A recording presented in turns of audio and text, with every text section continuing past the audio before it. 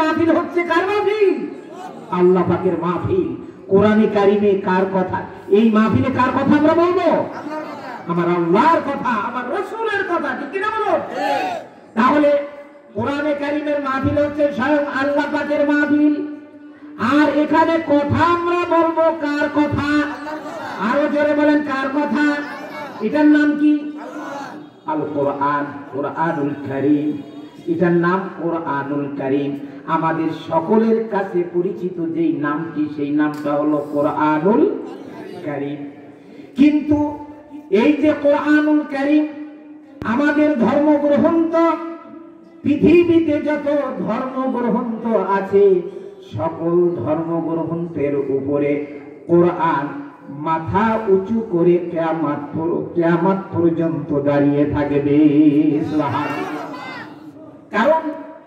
কারণ হলো কোরআন ব্যতীত যত ধর্ম এই পৃথিবীতে আছে এগুলি সব মানুষের মগজ ধুলাই করা কথা। আর কথা মানুষের মগজ ধুলাই করা কথা। আর কোরআন হলো আমার স্বয়ং আল্লাহ পাকের কথা, ঠিক কিনা? এজন্য আদম থেকে নূহ পর্যন্ত এটা ছিল মানবতার শৈশবকাল। নূহ থেকে ইব্রাহিম পর্যন্ত এটা ছিল মানবতার কৈশোরকাল।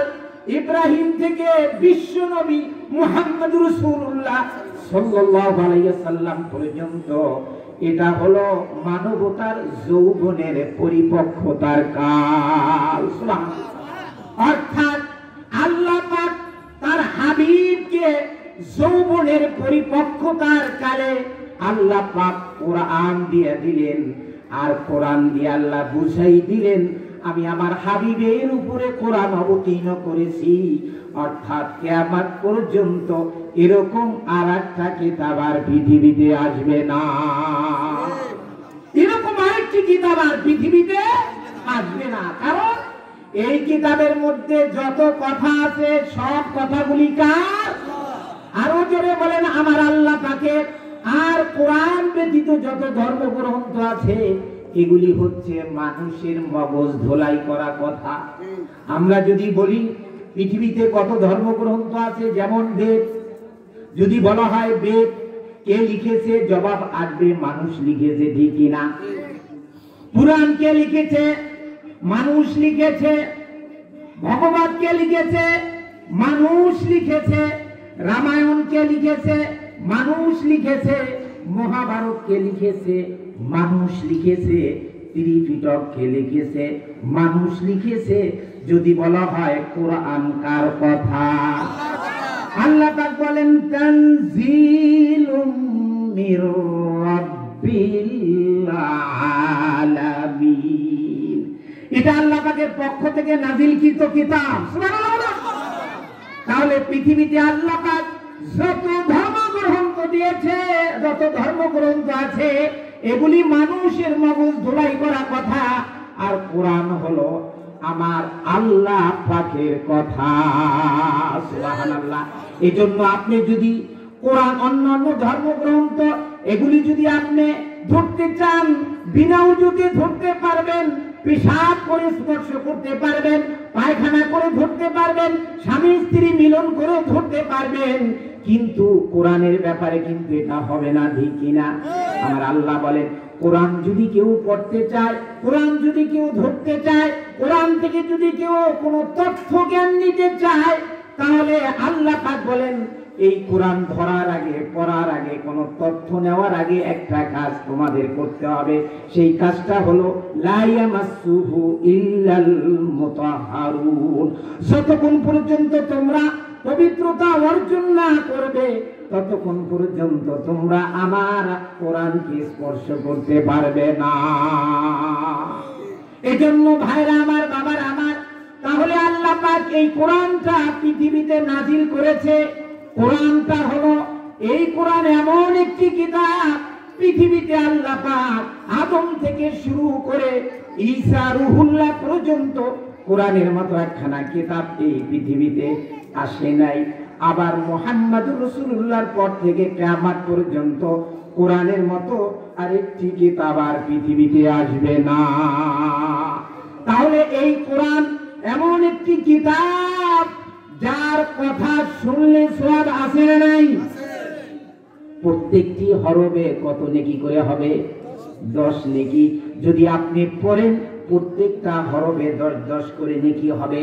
এজন্য আমি আজকে কোরআনে কারিমে সূরা বনী ইসরাঈল থেকে 82 নম্বর আয়াতে কারিমা আপনাদের সামনে তেলাওয়াত করেছি। আল্লাহ পাক বলেন, ওয়া নুনাজ্জিলু মিনাল কুরআনি মা হুয়া শিফাউন ওয়া রাহমাতুন লিল মুমিনিন। বলেন আল্লাহু আকবার। আল্লাহ পাক বলেন, আমার পক্ষ থেকে নাজিলকৃত কোরআন, আমার পক্ষ থেকে এটা নাজিলকৃত কোরআন, মা হুয়া শিফা, সব রোগের মহা ঔষধ। সুবহানাল্লাহ বলুন। ওয়ালিল মুমিনিনা, আল্লাহ পাক বলেন মা হুয়া শিফাউন ওয়া রাহমাতুল লিল মুমিনিন, আর এটা হলো মুমিনদের জন্য রহমত। সুবহানাল্লাহ। তাহলে কোরআন হলো সমস্ত সব রোগের মহা ঔষধ, ঠিক কি না বলুন? আর মুমিনদের জন্য এটা কি রহমত। ওয়ালা ইয়াজিদুজ জালিমিনা ইল্লা খাসারা, ওয়ালা ইয়াজিদুজ জালিমিনা ইল্লা খাসারা, জালিম ব্যতীত এর দ্বারা অন্য কেউ ক্ষতিগ্রস্ত হবে। তাহলে কোরআনে কারিমের কাছে আমরা যত তাড়াতাড়ি আসবো ততই কি আমাদের জন্য কল্যাণ, ঠিক কিনা? কোরআন হলো আমাদের জন্য রহমত। সুবহানাল্লাহ। এই কোরআন থেকে যদি আমরা রহমত পেতে চাই তাহলে কোরআনের কাছে আসতে হবে, ঠিক কিনা? কোরআন শুনতে হবে, কোরআন দিয়ে জীবন গড়তে হবে, ঠিক কিনা? এই জন্য কোরআনের মাহফিলে যখন কোন আল্লাহর বান্দা বসে যায়, আল্লাহ পাকের রহমতের ফেরেশতা ওই বান্দাগুলিকে পাহারা দেয়। সুবহানাল্লাহ। আল্লাহ পাক বলেন, ওয়া ইযা কুরিআল কুরআনু ফাসতামিউ লাহু ওয়া আনসিতু লাআল্লাকুম তুরহামুন। বলেন আল্লাহু আকবার। আল্লাহ পাক বলেন ওয়া ইযা কুরিআল কুরআন, যখন তোমাদের সামনে কোরআনের বক্তব্য দেওয়া হয়, যখন তোমাদের সামনে কোরআনের আলোচনা করা হয়, আল্লাহ পাক বলেন তখন যদি তোমরা ধীর স্থির ভাবে মনোযোগ সহকারে আমার কোরআনের কথাগুলি শ্রবণ করো, আল্লাহ পাক বলেন তাহলে আমি রব্বুল আলামিন আরশে আজিম থেকে তোমাদের উপরে রহমত নাজিল করব। আরশে আজিম থেকে তোমাদের উপরে রহমত নাজিল করব। ভাইরা আমার, বাবারা আমার, তাহলে কোরআনে কারীমের কথা শুনলে রহমত নাজিল করে দেন কে? সুবহানাল্লাহ। শুধু তাই নয়, এই কোরআনের মজলিসে যারা বসেছে আল্লাহ পাকের রহমতের ফেরেশতারা তাদেরকে পাহারা দিচ্ছে। ভাইরা আমার, বাবারা আমার, শুধু তাই নয়, আল্লাহ পাকের রাসূলের হাবিব বলেন যারা কোরআন শোনার জন্য বসেন, ওয়া ইন্নাল মালাইকাতা লাতাদাউ আজনিহাতাহা রিদওয়ান লিত-তালিবিল ইলমি ওয়া ইন্নাল আলিমা ইস্তাগফিরু লাহু মান ফিস সামাওয়াতি ওয়া মান ফিল আরদ। আল্লাহ পাকের কোন গোলাম যখন আল্লাহর কোরআন শোনার জন্য কোরআনের মজলিসে এসে বসে, আল্লাহ পাকের রহমতের ফেরেশতা তাদের নূরানি ডানাগুলি ওই বান্দার জন্য বিছাইয়া দেয়, নূরানি ডানাগুলি বিছাইয়া দেয়। এবার আল্লাহ পাকের ওই বান্দাগুলির জন্য কি করে? আসমান এবং জমিনের মধ্যে যত মাখলুক আছে সমস্ত মাখলুক গুলি কি করে? আল্লাহ পাকের কাছে ওই বান্দার জন্য মাগফিরাত কামনা করে। সুবহানাল্লাহ। শুধু তাই নয়, ওয়াল হিতানু ফি জাওফিল মা, সমুদ্রের ভিতরে যত জলজ প্রাণী আছে প্রত্যেকটা প্রাণী আল্লাহ পাকের কাছে ফরিয়াদ করে, রব্বুল আলামিন তোমার এই কোরআন প্রেমিক বান্দাগুলি যারা কোরআন শোনার জন্য এই কোরআনের মধ্যে সে বসেছে, আল্লাহ পাক তুমি তাদের তামাম জীবনের গুনাহগুলি মাফ করে দাও। ভাইরা আমার, বাবারা আমার, হাদিসের মধ্যে বর্ণনা করা হয় যে আল্লাহ পাক আরশে আজিম থেকে ওই কোরআনের মাহফিলে যে বান্দাগুলি বসে আছে আল্লাহ পাক আরশে আজিম থেকে দেখতে পান, ঠিক কি না বলুন? কারণ আমার আল্লাহ পাক আরশে আজিম থেকে দেখে, এরপরে আল্লাহ পাক ফেরেশতাদেরকে প্রশ্ন করে, ও আমার ফেরেশতারা, আমার এই বান্দাগুলি এই শীতের ভিতরে এই ময়দানে কেন বসে আছে? ফেরেশতারা বলে, রব্বুল আলামিন তোমার বান্দাগুলি এই ময়দানে বসে আছে এই জন্যই এই ময়দানে কোরআনের আলোচনা হচ্ছে। কি হচ্ছে?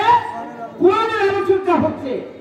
আল্লাহ পাক বলে, ও আমার ফেরেশতারা, আমার বান্দাগুলি কি আমারে দেখেছে নাকি? ফেরেশতারা বলে, রব্বুল আলামিন তোমার জাতের কসম করে বলি আল্লাহ তোমার বান্দাগুলি তোমারে দেখে নাই। আল্লাহ পাক বলে, আমারে দেখে নাই, তাহলে ওরা আমার কাছে কি চায়? বলে, রব্বুল আলামিন তোমার কাছে পরকালের কঠিন জাহান্নামের আগুন থেকে নাজাত চায়। আল্লাহ বলে, আমার ফেরেশতারা, আমার এই বান্দাগুলি কি আমার জাহান্নাম দেখেছে নাকি? আমরা কি জাহান্নাম দেখছি? দেখি নাই। আল্লাহ পাকের ফেরেশতারা বলে, রব্বুল আলামিন তোমার জাতের কসম করে বলি আল্লাহ তোমার বান্দাগুলি তোমার জাহান্নাম দেখে নাই। আল্লাহ পাক বলে, তাহলে ওরা আমার কাছে কি আশা করে? আল্লাহ পাকের ফেরেশতারা বলে, রব্বুল আলামিন তোমার ওই বান্দাগুলি তোমার কাছে জান্নাত কামনা করে। আল্লাহ পাকের ফেরেশতারা বলে, রব্বুল আলামিন তোমার বান্দাগুলি তোমার কাছে জান্নাত কামনা করে। আল্লাহ ডাক দিয়া কয়, ও ফেরেশতারা, আমার বান্দাগুলি কি আমার জান্নাত দেখেছে নাকি? ফেরেশতারা বলে, রব্বুল আলামিন তোমার জাতের কসম করে বলি আল্লাহ তোমার বান্দাগুলি তোমার জান্নাত দেখে নাই। আল্লাহ পাক বলেন, ও আমার ফেরেশতারা, আমার বান্দাগুলি আমারে দেখে নাই, আমার জাহান্নাম দেখে নাই, আমার জান্নাত দেখে নাই। না দেখে আমি আল্লাহকে বিশ্বাস করে কোরআনের মাহফিলে বসে আমার কোরআনের কথাগুলি শুনছে। রব্বুল আলামিন বলে, ও আমার ফেরেশতারা, ফাউশহিদুকুম ইন্নী কদ গফারতু লাকুম, ও আমার ফেরেশতারা তোমরা সাক্ষী থাকো, এই কোরআনের মধ্যে যেই বান্দাগুলি বসে আবার কোরআন শুনছে এই উপস্থিত বান্দাগুলিকে আমি আল্লাহ মাফ করে দিলাম। সম্মানিত হাজিরিন, তাহলে হতে পারে এটা আপনার আমার জীবনের শেষ মাস। কোরআনের ধারক বাহক হিসাবে যারা দুনিয়াতে আছে আল্লাহ তাদেরকে এই দুনিয়াতে সবচাইতে সম্মানিত করেন, ঠিক কিনা? সবচাইতে সম্মানিত করেন। পরকালে আল্লাহ পাক তাদেরকে জান্নাত দিবেন। সুবহানাল্লাহ বলুন। একটি ঘটনা, সিরিয়ায় একটি মাকবার, বিশাল বড় একটি কবরস্থান। তো এই কবরস্থানে একটা লোক কাজ করত, তার নাম হলো আব্দুল আজিজ হাফফার। হাফফার বলা হয় যারা কবর খনন করে। তো আব্দুল আজিজ হাফফার এক ব্যক্তি, উনি কবর খনন করত। তো উনি একদিন কবর খনন হয়, তো এই জন্য কবর খনন করে রাখা হয়। তো উনি একটা কবর খনন করে সেখানে দাঁড়িয়ে আছে। ইতিমধ্যে দেখে যে একটা মহিলা একটা লাশ নিয়ে কবরস্থানের দিকে আসছে। মহিলাটি আস্তে আস্তে করে আব্দুল আজিজ হাফফার যেই কবরের নিকটে দাঁড়িয়ে আছে ওইখানে যখন মহিলাটির লাশ নিয়ে আব্দুল আজিজ হাফফারের কাছে আসলেন, আব্দুল আজিজ হাফফার মনে মনে ভাবলেন যে মহিলাটি লাশ নিয়ে আসছে, এই লাশ এখানে দাফন করা হবে, এই জন্য নিয়ে আসছে। মহিলাটি হাত থেকে আব্দুল আজিজ হাফফার লাশটা নিয়ে তিনি কবরে রাখবেন, এমন সময় দেখে এক একদল লোক ঘোড়ার পিঠে সওয়ার হয়ে আসছে, নুরানি চেহারা। আল্লাহু আকবার বলেন।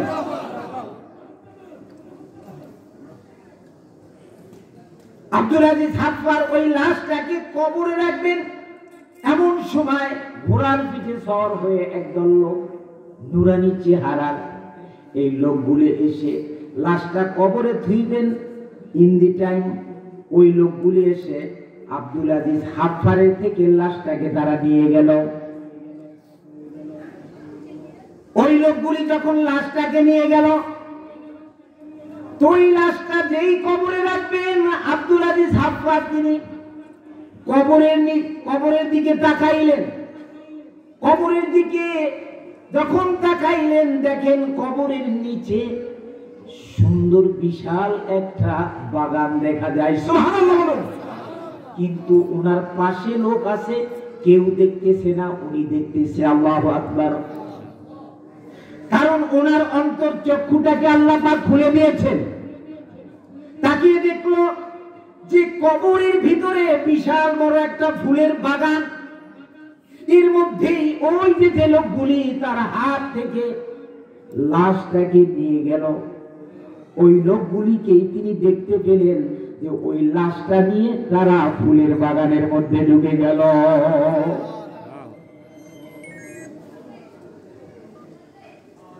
আব্দুল আজিজ হাফফার তাকিয়ে দেখে যে মহিলা লাশটা ওনার হাতে দিলেন, ওই মহিলাটিকে আর দেখছে না, তিনি চলে গেছেন।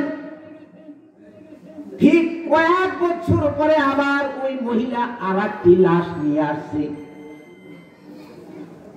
ওই লাশ নিয়ে আসছে ঠিক আজকেও আগের মতন।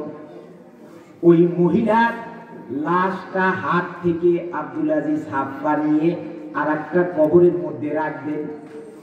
এমন সময় ঠিক পূর্বের মতো একদল নুরানি চেহারার লোক এসে তার হাত থেকে লাশটাকে আবার নিয়ে গেল।